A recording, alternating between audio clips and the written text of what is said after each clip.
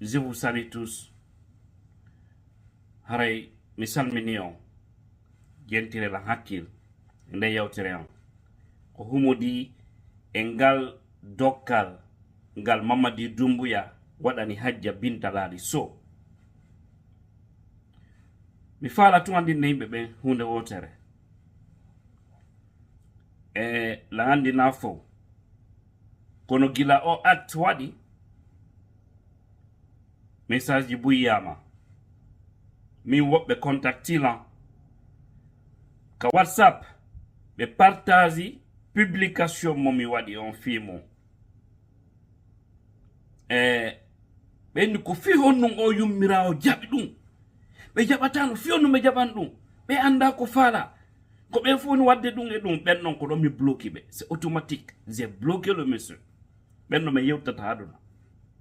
Parce que ko ɗum woni faaɗere hakkil. An a waɗata. Goɗɗo wona yo waɗu ko fenande. Ɗum ko fenande. Jooɓi jelu hajja bintalali so. No landade fi yoɓe walle ɓe heɓa suudu. Ko non ɓe wannal la Guinée. En matière de culture, qu'est-ce qu'elle n'a pas fait pour la Guinée? Pas elle seule. Il y a beaucoup d'artistes qui sont dans les mêmes situations. Les anciennes générations. Hein? Maintenant, si toi tu ne peux pas faire quelque chose où tu as les possibilités, tu ne le fais pas. Si les autres font, mais acceptons. C'est pas parce que Doumbouya a donné ce véhicule et de l'argent à Bintala Lisso que cela va arrêter le combat que nous menons pour le retour rapide à l'ordre constitutionnel. Non, ça ne va pas tuer le combat.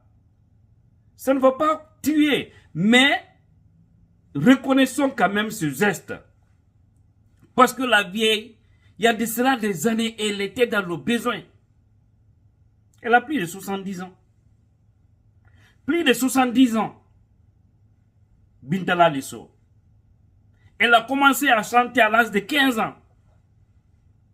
Ça veut dire plus de 50 ans de carrière musicale. Et après, on va dire qu'est-ce qu'elle a fait de son argent. Vous devez savoir, les générations ont changé. À l'époque, les artistes, c'est les producteurs qui mangeaient leur argent, qui gagnaient au fait. Parce qu'ils n'ont pas les moyens. Ils viennent, ils chantent. Il y a quelqu'un qui a les paquets. Il dit, je vais te produire. Ou vends-moi cette cassette-là.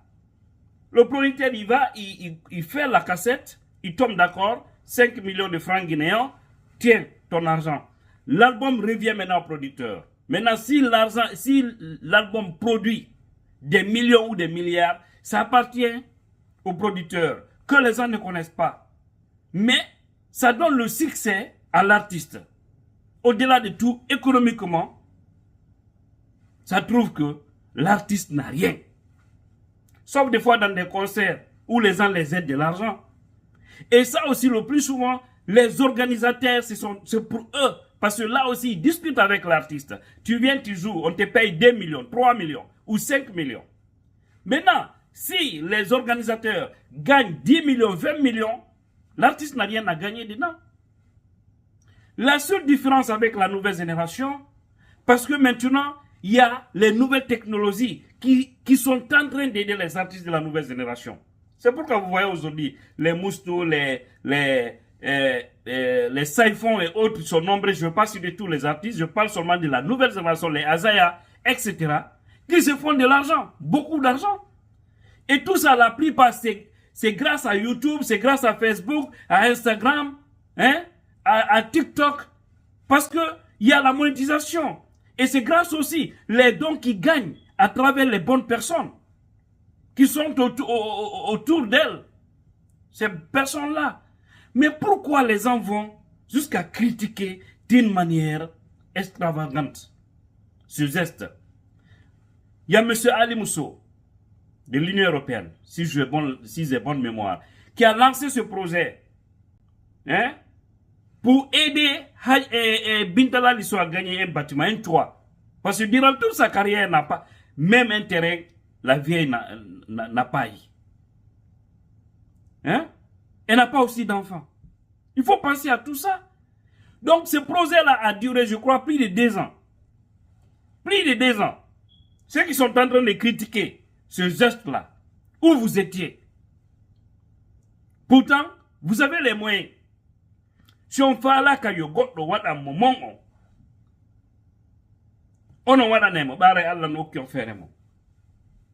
Nous nga tu agot wada na goddo hunde, wobbe daro inna critique do. Il andi buyno weltori. Mais be yimbe wonbe wadde fader hakkille mudum, yo be yalti dum. Ça n'a aucun sens. Aucun sens. Yimbe be anda piji ni changi, artiste be arambe be wono mi yewtir non. Ben ala no fere, be ala moyen ko inne ne yalti accibe. Ko suka do be yimude hande nouvelle génération o ben non Allah no walli be say ko be fuddi tawde piji din avancer ka aduna. Alunte ka suduma heba million yare dani buddi no natude. Sabu YouTube, sabu Facebook, sabu Instagram, sabu TikTok, harabe monetize minno harabe dani buddi no natude. Kerembe fina be taw be bi 200, 300, 400, ma $1000, 2000, 3000. Hande imbe buy hande no Guinée. Be yalta tagwe won non artiste woni comédien, woni blogueur. Buy be no wodi wonbe hebude hande buri $5000 lewru buri $10,000 no wodi wonbe hebude buri din lewru million kono men misal mirante yaadu leyde be un way wonde don wada projet ji mu soda auto ko faala dogina soda tere mo faala darnira seda donc nay be sabotu ko tay kon o zestro parce que e horengal auto wal ngal be jonni hajja bintalali so be jonni be kadi mbuudi fiyo ko be lannintoro den galle tawda den galle SOS lansama fidu sur bank se manamba kante be lansino be wadi non promotion fimbe be wallito himbe men buy blogger be buy wadi non promotion fi no be wallitoro hajja bintalali ha hande goddo nonale hajja binta no wacca alpha konde mala sana konte kono hande be ronki fusbe wawata sina so be okora ko don kan non Allah wadiri ngurna mabbe dan ko ma kadi jabire no jonno si tawi be hebi wawdo wadande be o geste do okka be ngal otowal katwal wobbe non ko sorti d'usine mi anda so gonga na gonga toutes les façons otowal keldungal ko tawata wona miskino wawata sodde sufangal do e dolle buudi fino be landintoro galle mabbe be heba be dokko be nata be yalta e luansi so wata weltoraden don yandi fanke même sikki ko noni solution o parce que dum do nan do darnata combat mu jama on jokkio fiyo dumbuya e système makko yo iru kalamu parce que be jamfike gonga kan be jamfike guinéen par conséquent combat o continuer voilà dum wona dragogol goddo ni mayimbe yidube bintalali no mayindugol bay ko pullo jonno so me wadi jonno no fulbe be ngarte ça n'a aucun sens. Ça n'a aucun sens. Voilà. Haïsutawi, non il n'y a de wika caisse de l'État au Yetchimboudi. Mais quand même, on a une volonté. Haïsutawi, le populisme, mais quand même, n'a pas hadja bintalali. Kotawata, hibe wonduno e yurmende sattena yo musibe. Jama o yalte piji konoton. An, hida mari tele kama. A hubbintamo, sallamu hubbinde. Inna biddo mawna yaw ndara tele ka kawte. Dunga sata. Ko dum woni hida jogi jawdi. Oui, da jogi ay ko libata. Da mari étage ko lannata, da mari galleji, da mari otoje ko lannata, da voyage de kala ko faalla. Ida suti mo ma o himo sonji mo itti, himo torade yimbe janambe wano wobbe wirta non. Ono ngo wawali wadande ontigi. So tawi goddo wadi on geste, tawi ko nokkugo iwri modi fanke. Hare fuso ala ko wolo. Sa nyamminta goddo nyamminay. Sa holtinta goddo holtinay. Donc yaltenge dum, le combat continue pour le retour à l'ordre constitutionnel en Guinée. Rien ne va arrêter notre combat pour le bonheur de tous les Guinéens. Ça c'est clair. Mais ce geste, franchement, j'ai beaucoup apprécié. Parce que la vieille était dans une souffrance. Et le même geste aussi doit aller vers les autres. Et comme l'a si bien dit Akumba de Film FM, Doumbouya aussi doit penser à la famille de Alia. Oui. Parce qu'aujourd'hui, Cette famille est dans une souffrance. Et normalement, c'est Alia qui devrait être à la place de Doumbouya aujourd'hui. Parce que c'est le jeune qui a eu le courage pour faire le coup. Non, quand on l'a, mais puis, Johnny on gibinanama. Hein? Petit piraton. C'est vrai, awata so ko de naya ka bien de mako. Mais nous faut ko andi ngol mo hare, so beni il a le cœur. Peut-être non, c'est du populisme. Mais moi dans ça, il y a beaucoup d'autres, les Bangoura et autres. Il faut aussi penser à tout ceci parce que c'est des gens qui sont dans le besoin et dans la souffrance. Ils sont nombreux. L'ancienne génération.